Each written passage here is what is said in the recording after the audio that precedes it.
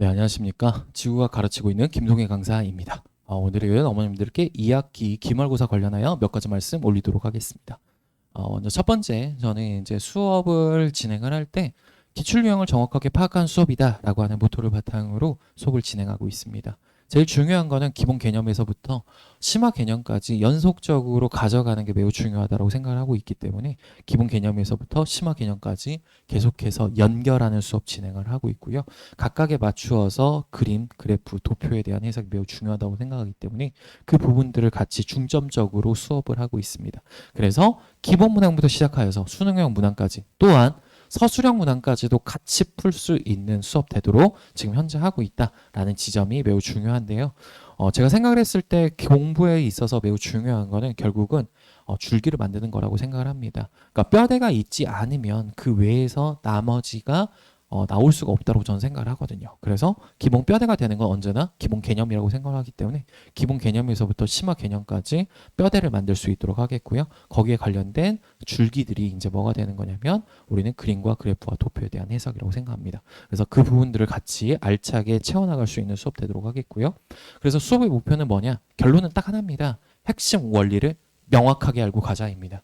왜냐하면 핵심 원리가 알아야 거기에서 그림과 그래프와 도표에 대한 해석이 될 것이고요. 그걸 바탕으로 문제풀이가 될 것이라고 생각이 됩니다. 그래서 문제를 실제적으로 적용하고 실전적인 훈련이 되는 수업이 될 수 있도록 하겠다라는 말씀 올리고 싶습니다. 그래서 수업은 저희가 11월 6일 월요일부터 저녁 6시부터 9시 반까지 총 5회 수업에 한 번의 직보로 구성되어져 있고요. 데이 1에는 도표와 그래프에서, 데이 3에는 도표와 그래프에서, 데이 4에도 비례식과 관련된 유형들이 매우 어렵게 나오고 있기 때문에 이 부분들이 좀 중요도 입장에서 매우 중요하다라고 말씀드리고 싶습니다. 그래서 이건 QR 자료고요. QR 보시고 여기 관련된 영상들 다시 한번 보시면 좋을 것 같습니다. 자, 그래서 먼저 분석을 한번 해보도록 하겠습니다. 지구과학 원 문항은 어떤 문항이 나오고 있고 자 관리 포인트는 무엇인지 한번 말씀드리겠습니다. 기출을 저희가 다시 한번 분석을 해봤는데 강남 8학군에서 이제 잘 나오게 되는 이제 4개 정도의 학교를 바탕으로 분석을 한번 해본 겁니다. 그래서 확인을 해봤을 때 21년과 22년으로 가면서 거의 문제는 유사하게 출제가 되고 있고요.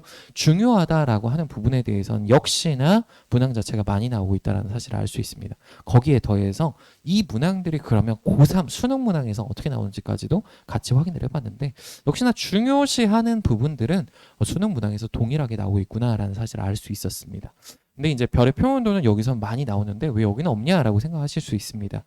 이 부분은 별의 표현도로 그냥 따로 나오는 문제가 좀 그래도 기본 문제라고 생각을 하신다면 이 표면 온도에 관련된 내용이 별의 물리량으로 이제 합쳐져서 수능형 문항에선 잘 나오고 있다라고 생각을 해주시면 될 것 같고요.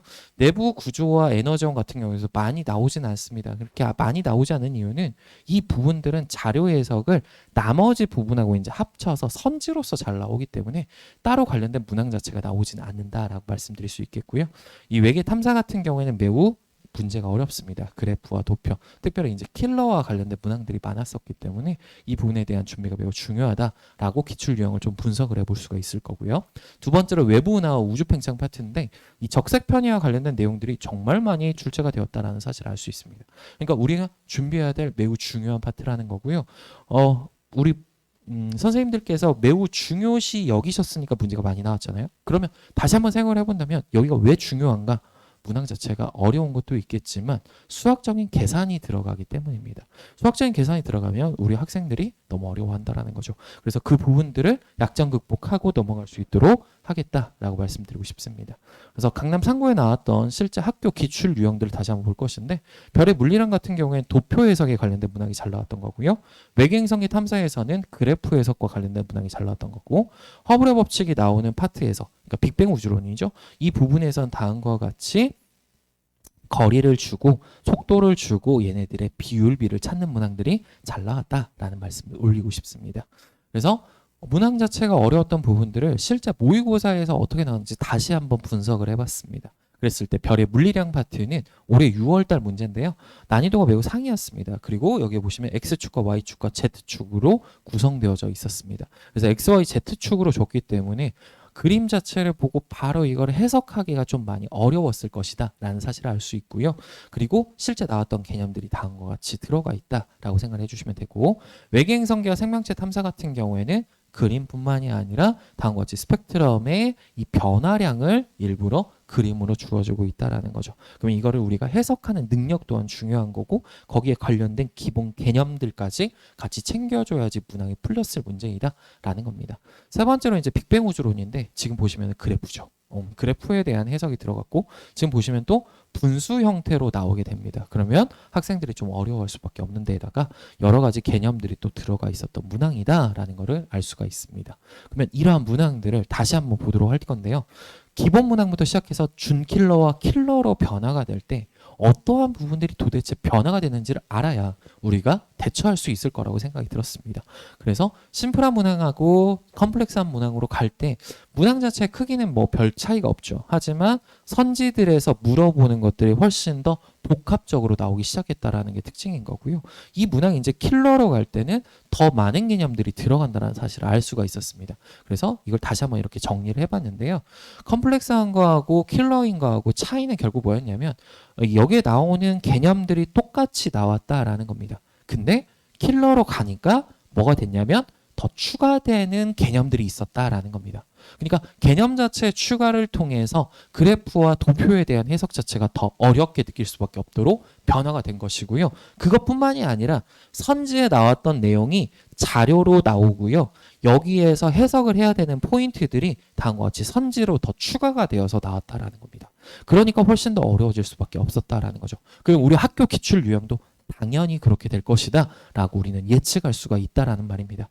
그래서 지금 보시게 되면은 난이도 상의 이제 모의고사 문제 중에 하나인데, 여기에 보시면 그냥 그림 하나만 나와 있습니다. 근데 이 그림을 해석을 하려고 보니까 뭐가 나왔냐면 다음과 같이 숫자의 향연으로 나오는 거죠. 다시 말한다면 수학적인 계산 문제로 나오고 있다라는 겁니다. 그러니까 이 개념 문제에 대해서 내가 명확하게 풀이가 되지 않는다면 매우 힘들 것이다 라는 말씀 드리고 싶은 거고요. 그래서 저와 수업을 했을 때 이제 기대되는 효과는 무엇이냐라는 건데, 첫 번째는 기본 개념에 대한 중요도다. 결국은 뭐냐면 소단별로 제가 생각을 했을 때 가장 중요시되는 부분이 있다라는 겁니다. 그래서 그 부분들이 우리는 줄기로 만들 것이고요. 그걸 뼈대로 만들 것이다 라는 게 중요한 겁니다. 두 번째는 자료에 대한 해석입니다. 그림, 그래프, 도표에 대한 해석을 명확하게 가져가서 기본 개념에서 골격에서 뻗어져 나와서 그 부분들을 어떻게 해석할지를 알아보도록 하겠고, 마지막 세 번째, 결국 열매를 맺어야 됩니다. 그러면 그 열매라는 건 결국 문제풀이에 대한 방법이고 문제풀이에 대한 속도가 될 것이라고 저는 생각을 합니다. 그래서 그 부분들을 같이 가져가는 게 저와 수업을 했을 때 기대되는 효과라고 생각합니다. 그래서 수업을 볼 때 저희는 이제 기본 개념서가 있고 주간지가 있고 클리닉과 그다음 테스트로 구성되어져 있다고 생각을 해주시면 될 것 같고요. 저희 기본 개념서 같은 경우에 출판사 교재뿐만이 아니라 EBS 그리고 심화되는 개념들을 같이 모아서 현재 문제로 만들고 있고 실제 책을 지금 구성하고 있습니다. 주간지 같은 경우에는 연도별 기출뿐만이 아니라 현재 수능형 문항이나 모의고사에서 나왔던 문항들을 다시 한번 정리해서 주간지로 나가고 있고요. 수업후 클리닉과 그리고 클리닉 교실을 이제 운영을 하고 있는데, 이것뿐만 아니라 제일 중요한 거는 저는 이제 카톡이라고 생각을 하여서 거의 한 새벽까지도 저는 그냥 계속 질문을 받고 있습니다. 그래서 아이들이 보내주게 되면은 제가 확인하는 즉시 바로바로 이제 보내서 아이들의 궁금증을 명확하게 풀어주고 있고, 그리고 네 번째로 이제 소단원 테스트인데, 테스트는 거의 매 주마다 거의 한 20문항에서 한 30문항 사이로 계속 왔다 갔다 하면서 시험 보고 있다고 생각을 해주시면 되고요. 이 소단원 문제 풀이를 통해서 아이들의 약점을 계속해서 공략하고 있는 것이고, 그래서 그 부분들이 극복이 될 수 있도록 하고 있습니다. 그래서 교재 보시게 되면은 이러한 모양으로 되어져 있고요. 안쪽에 있는 개념을 보시면은 역시나 말했던 그래프, 그림에 대한 해석 역시나 가져가고 있습니다. 그리고 실제 문항 같은 경우에도 이게 연속적으로 나올 수 있도록 배치가 되어져 있고요. 이번 교재에서 가장 중점을 두고 있는 부분이 역시나 분석 포인트입니다. 저희가 애널라이시스라고 하여서 각각의 자료들을 보았을 때 이 자료를 어떻게 해석을 해야 우리 아이들이 명확하게 다 접근이 되어질 수 있을까? 그걸 너무 많이 궁금하고 이제 만든 포인트인데 1, 2, 3번이라고 하여서 각각의 부분들이 이 부분은 이렇게 해석하는 거다. 이 문제를 볼 때는 이런 식으로 먼저 해석하는 거다라는 가이드라인을 좀 제시를 하고자 했습니다. 그래서 실제로 이 부분들에 대해서 봤던 우리 학생들이 좀 많이 좋아했던 부분이다라고 생각을 해주시면 될 것 같고요. 그리고 학교 기출을 이제 주간제도에 이렇게 실어 놓았고, 그래서 다시 한번 저는 문제들을 한번 분류를 해봤습니다. 그래서 본교재에 나와 있는 키포인트, 그러니까 단순한 암기 문제들인데 이걸 그냥 단순 암기로만 하려면 좀 많이 어려워해서 문항으로서 좀 제시를 했고요. 리프레젠테이션이라고 해서 그 부분들에 대해서 기출 유형들을 좀 분석을 해놨습니다. 그리고 TOP라고 해서 수능 완성형 수능 특강 그리고 모의고사에 나왔던 문항들을 다시 한번 정리를 해놨습니다. 주간제 아까 전에 말씀드렸던 포인트인 거고, 그래서 총 계산을 해봤을 때 저희가 이번에 한 1,400문장 정도를 풀지 않을까라고 생각이 듭니다. 그래서 이 문항들 풀면서 시험에 대한 대비 명확하게 가져갈 수 있도록 하겠고요. 또 수업 끝난 이후에 이제 수업 동영상이나 모의고사 같은 경우에 이제 풀이하고 나서 고3 모의고사나 고2 모의고사입니다. 각각 풀고 나서 이제 제가 바로바로 문제풀이 진행하여서 동영상 같이 공유해주고 있습니다. 클리닉 진행 같은 경우에는 40분 동안 이제 제가 수업을 하는 거고요. 조교 선생님하고 같이 이제 진행을 하고 있고 토요일날 일요일날 예약 받고 있습니다. 그리고 아까 전에 말씀드렸다시피 카톡 매우 중요하죠. 그래서 카톡을 통해서 지속적으로 문제풀이에 대한 거 확인하고 있다라고 생각을 해주시면 되고요. 출제 가능한 유형들 다시 한번 확인을 하고 오답을 이제 누적해서 테스트를 보고 있는데 여기 보이실지 모르겠지만 테스트 3주차 오답률 45%라고 적혀져 있습니다. 그러니까 아이들이 안 되는 유형에 대해서 지속적으로 확인을 하고 계속해서 반복을 하고 있다라고 생각을 해주시면 좋을 것 같습니다. 반복을 하지 않으면 사실 공부를 하지 못할 수 있습니다. 아이들이. 그래서 반복에 대해서 지속적으로 가져간다는 거 꼭 생각을 해주시고요. 그래서 오답 문항에 대해서 이제 지속적으로 파악을 하고 있습니다. 안 되는 문항들은 무엇이었는지, 그래서 그 안 되는 문항들에 대해서 다시 한번 이런 식으로 정리를 해서 아이들과 공유하고 있다는 거 알고 계시면 좋을 것 같고요. 문제 확인하고 질의응답하여서 지금 이거 카톡으로 했던 사항들이고요.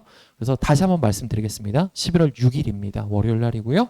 6시부터 9시 반까지 우리 아이들과 같이 수업 진행하면서 안 되는 포인트들 같이 한번 알아가고 잘 풀어나갈 수 있도록 하겠습니다. 그리고 이제 마지막으로 한 말씀만 더 드리고 이제 끝내고자 하는데, 제가 이번 이제 2학기 중간고사를 준비하면서 좀 잘 됐던 포인트가 뭔가를 고민하고 다시 한번 써보도록 했습니다. 첫 번째는 다른 무엇보다 교과서 중심, 다시 말하자면 아이들이 학교에서 수업을 들었을 때 우리 선생님들께서 어떤 식으로 이제 말씀을 하셨고 어떠한 부분들에 대해서 중점을 가지고 계시는지 파악을 하였습니다. 그래서 교과서, 지도서, 그리고 수능 특강이나 수능 완성들을 보고 이 부분들에서 나오게 되는 출제들을 확인을 한 이후에 거기와 맞춰서 조금 더 문제를 제공을 했다라는 게 좀 잘된 포인트다라고 생각이 들고요. 두 번째는 이제 반복 테스트를 통해서 좀 안 됐던 유형을 명확하게 이제는 끝내고 넘어갈 수 있도록 했다는 게 두 번째라고 생각을 합니다. 세 번째는 이제 학생들이 좀 만족도 높게 클리닉을 좀 생각을 해주어서 같이 좀 많이 황장할 수 있었던 수업이지 않았나라고 생각이 듭니다. 네, 이상으로 마치도록 하겠고요. 지금까지 들어주셔서 감사합니다. 기회 주신다면 최선을 다해서 우리 학생들과 성장하는 수업하도록 하겠습니다. 감사합니다.